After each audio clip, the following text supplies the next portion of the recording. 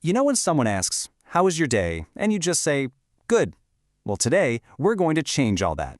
We're going to give you the words to tell the real story of your day, one simple piece at a time. So, let's jump right in.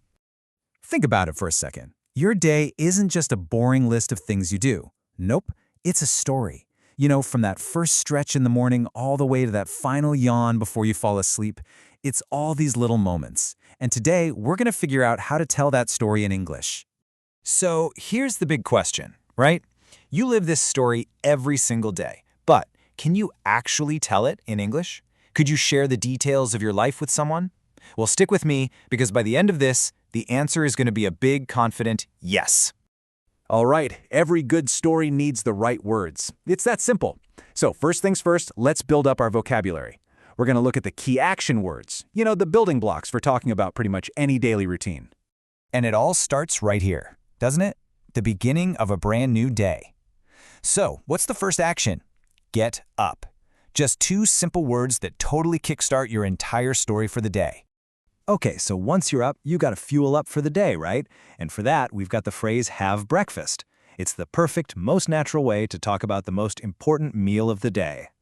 With breakfast out of the way, it's time to get going. And for a lot of us, that means we go to school. See what's happening here? We're already starting to build a little story.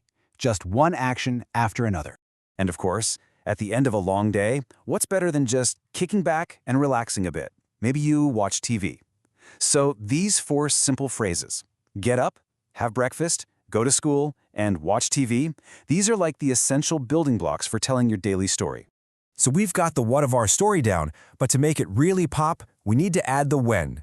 Let's add some of that precision to our story by talking about, you guessed it, time. Telling time in English is actually pretty straightforward. If it's on the hour, we just say o'clock. For 30 minutes after the hour, it's half past. And for 15 minutes past, you got it, quarter past. See? Pretty easy, right? Now just look at the difference a little detail can make. I get up is fine, it's okay. But I get up at 6 o'clock? Now that's a story. It's specific, it's more interesting, and it paints a much, much clearer picture for whoever's listening. Okay, now that we have the basics down, let's see how this all works in the real world. We're going to take a peek at a day in the life of a student named Chani and see how her story comes together. Here we go. This is a perfect example of a sentence that tells a complete story. Chani always gets up at 6 o'clock. We know who we're talking about, what she does, and when she does it. It's like a perfect little snapshot of her day. But hang on a second. Did you catch that? Did you notice something a little interesting about that sentence? Why does it say gets instead of get? That is a fantastic question, and honestly, it's the key to making your English sound way more natural. Let's figure it out. So here's the secret. It's actually really simple. When we talk about another person, a he, she, or it, we just add an S to the verb. So I get up, but she gets up. You watch TV, but he watches TV. It's such a small change, but trust me, it makes a huge difference. And yeah, it's not always just adding an S. There are a couple of little spelling rules to keep in mind. For most verbs, it's just an S. But for words ending in certain sounds like O or sh, we add ES. And for verbs ending in Y, we often change it to IES. These little details are what's going to make your English sound super accurate. Okay, so now we can talk about what we do and when we do it. Let's add one more layer of detail. Let's talk about how often we do things, because our lives have a rhythm, right? Some things we do all the time, and other things, well, not so much.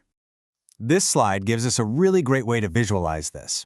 We can use words like always for stuff we do 100% of the time, sometimes for things we do, now and then, and never for things we just don't do at all.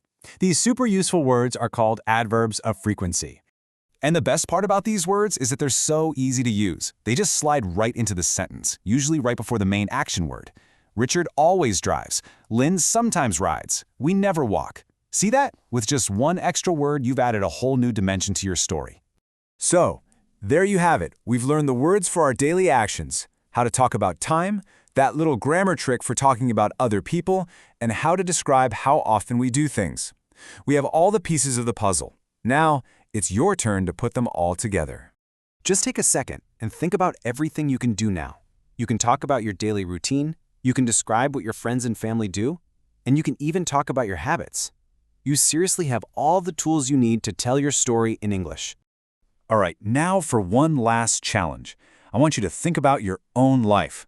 What is one thing you always do and one thing you never do? Go on, say it out loud right now. You're not just practicing English anymore, you're telling your own unique story.